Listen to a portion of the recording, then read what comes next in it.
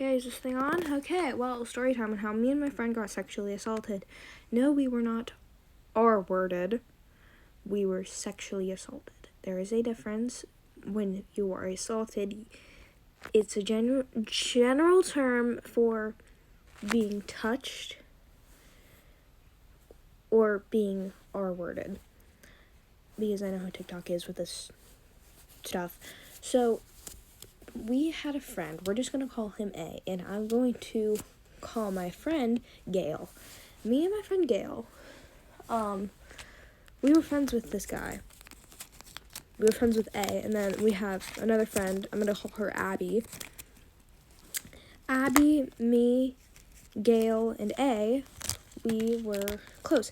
But A, he would always make jokes about, like, insensitive things, like Epstein, victims of Diddy, and a lot things like that. And I know people make jokes about that. I mean, you should expect that when you go to school. I mean, it doesn't make it right at all, but it made us all uncomfortable, and he didn't listen when we told him to stop. And he would always make jokes about people who have been essayed and R-worded. But we couldn't say anything about it. I mean, we didn't want to say anything about it. He was our friend. And he never really touched us, so we wouldn't have anything to report, right? No, so Abigail had told me that Alex had touched her, but she didn't want to say anything about it, and since that was not my story to tell, I didn't know at that time that I should report sexual abuse and sexual assault, things like that. But I didn't know it at the time. And he would touch her thigh, he would touch her butt, he would touch her chest. He would also make comments about our chests a lot. And anytime when we told him to stop, he said that they're pointing out at him. Like it's our fault.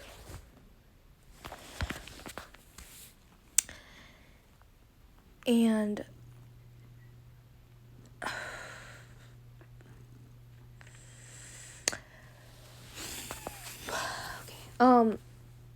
so oh my god, I'm sorry guys. Abby had been like trying to get herself away from him. Like she'd been distancing herself because he was making a lot of insensitive jokes lately. But we didn't. Sometimes I still blame myself. Because sometimes I think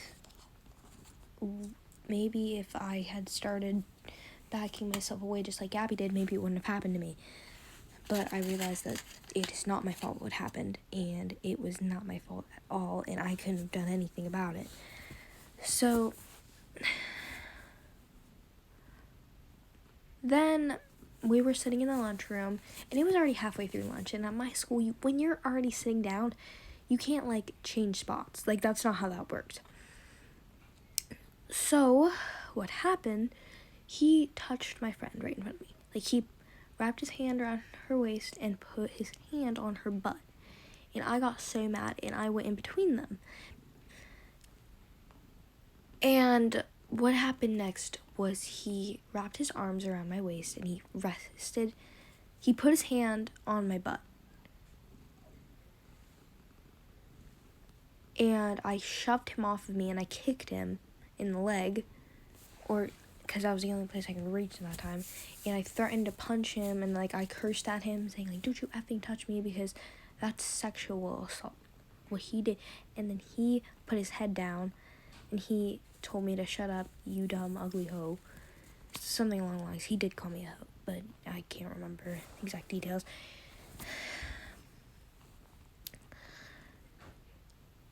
And,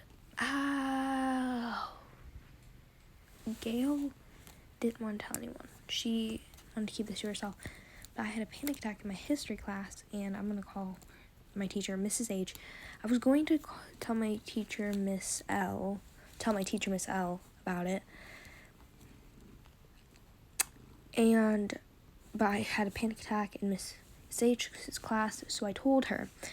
And she said, okay, I'm so glad that you told me. I will let the guidance counselor know. So eventually I'm sitting there and I'm freaking out. because I'm like, oh my god, what did I just do? I just told my friend.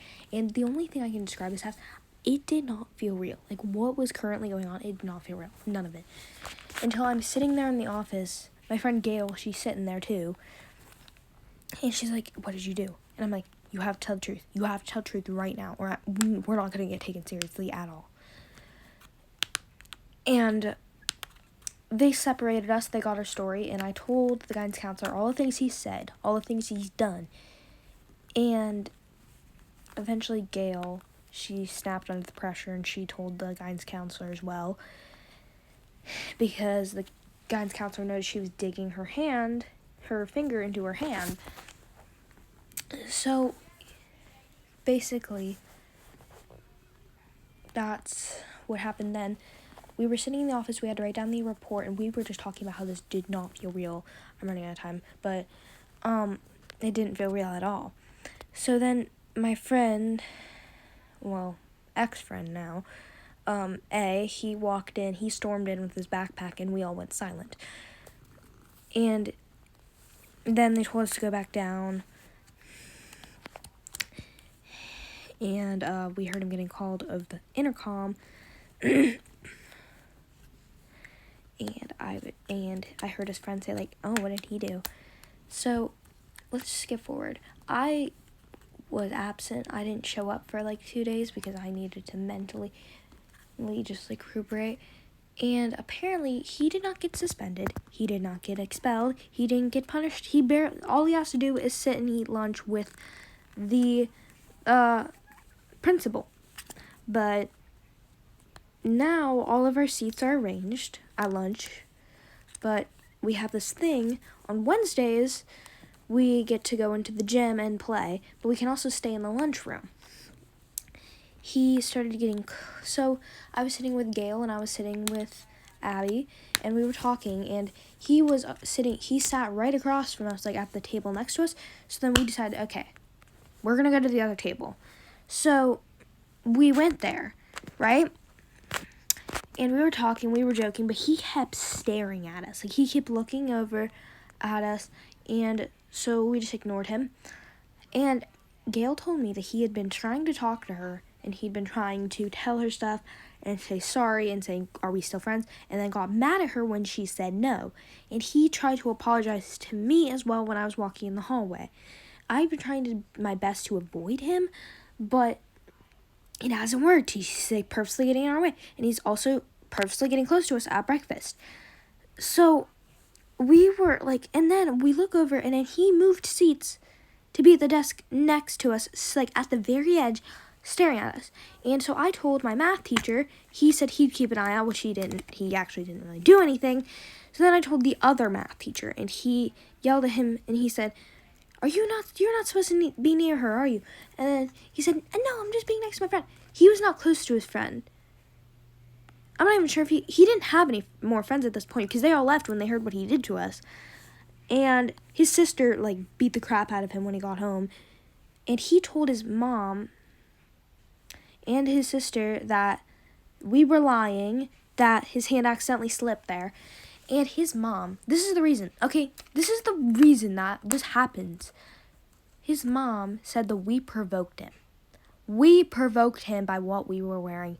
We were wearing sweatshirts and pants. Sure, we may have been wearing revealing outfits a couple times, but we did not deserve it. We were wearing human rights.